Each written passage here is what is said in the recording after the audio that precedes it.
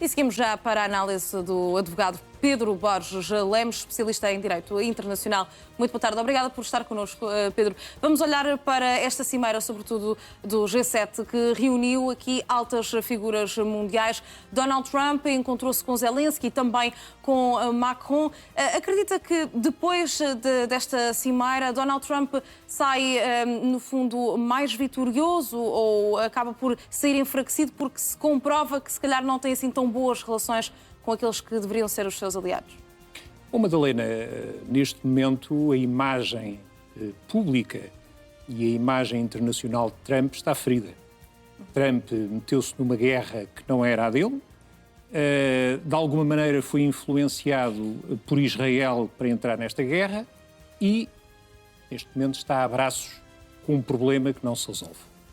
Relativamente àquilo que me pergunta e ao facto de ele integrar o G7 e querer de alguma maneira aqui salvar um pouco a cara ao falar com Zelensky e tentar aqui, enfim, que haja uma boa relação que já foi de alguma maneira comprometida há algum tempo com Zelensky, considero que é uma forma de Trump, dentro daquilo que é a sua linha errática, poder beneficiar de alguma forma.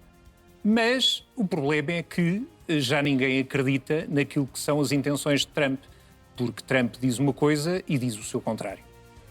Também relativamente ao facto de o G7 ter reunido e ter aqui oferecido um apoio declarado e manifesto à Ucrânia, é realmente importante. Mas nós não nos podemos esquecer que existe uma outra confederação de países, que é o BRICS, que de alguma forma está a competir com o G7. E, sendo formado por economias emergentes, está a notabilizar-se cada vez mais e, nesse BRICS, faz efetivamente parte do Irão. Portanto, o Irão integra esse grupo de países que se estão a fortalecer a nível internacional, quer em termos geopolíticos, quer em termos económicos. No início da resposta dizia que Donald Trump foi influenciado a ir para uma guerra por parte de Benjamin Netanyahu, mas os Estados Unidos deixam-se influenciar por alguém? Ouça, é difícil e continua a ser difícil avaliar aquilo que é o pensamento errático de Trump. E aquilo que continua a ser a estratégia de ambiguidade que ele prossegue a nível internacional. O que é facto é que Netanyahu, por um ou outro motivo, terá influenciado, e eu não tenho dúvidas disso, terá influenciado Trump a entrar nesta guerra. Então este acordo é uma desilusão para Benjamin Netanyahu, para o primeiro-ministro israelita? O acordo entre os Estados Unidos e lá está. O primeiro-ministro israelita quer continuar o seu objetivo. E o seu objetivo é muito claro, é destruir o regime iraniano. Menos do que as questões militares e menos do que as questões geopolíticas, é efetivamente destruir aquele regime. E não está a conseguir. Pediu apoio aos Estados Unidos, que também falharam nesse grande objetivo. E aquilo que me parece neste momento é que o Irão adquiriu uma força que não tinha, porque este acordo que está praticamente a ser fechado e que irá, presumivelmente, ser fechado esta sexta-feira na Suíça, não é uma vitória dos Estados Unidos.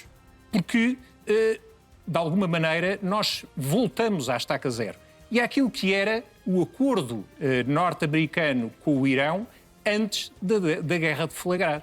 Portanto, existia um acordo, existia um Estreito de Hormuz que estava livre, digamos assim, de ónus e encargos, e neste momento não está.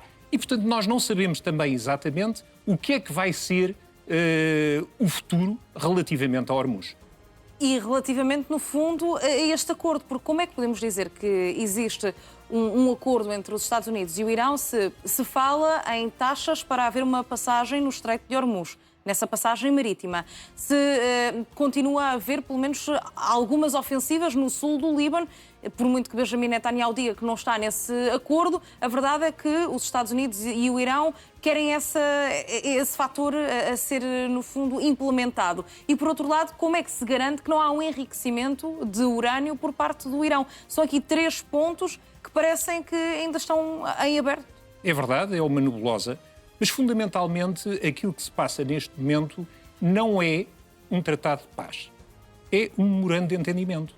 E mesmo a nível jurídico, há uma grande diferença. Qual é a diferença, então? O acordo que foi assinado em 2015 por Obama e pelos Estados Unidos foi, de alguma maneira, depois ratificado pelo Conselho de Segurança das Nações Unidas através de uma resolução definitiva.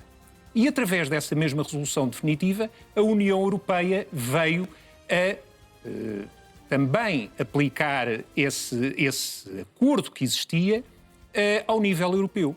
Neste momento, nós não temos um tratado de paz. Nós, nem sequer um acordo. Nós temos um memorando de entendimento, que não é vinculativo. Portanto, em termos jurídicos, não vale a nível internacional. Tem apenas um efeito de prolongar aquilo que são as negociações e, portanto, tem apenas um quadro diplomático. Não tem um quadro de definitividade jurídica, nem é vinculativo. Então não podemos dizer que a guerra terminou no Médio Oriente? Não, inclusivamente nós temos neste momento a proposta de 60 dias para continuarem as negociações. Portanto, nesses 60 dias tudo é possível. Aliás, eu estou absolutamente convencido que as escaladas militares limitadas irão continuar no Irão. No Irão, peço desculpa, no Irão e em todo o Golfo. Não é? Entretanto, também disse que o Irão acaba por sair mais fortalecido. Apanhei aí numa dessas respostas do Pedro. Mas não, há quem diga, no fundo, também que todas estas negociações e esta guerra mesmo trouxe ao de cima uma guerra interna do regime iraniano. Sai mais fortalecido ou não, afinal, o regime Ayatollah?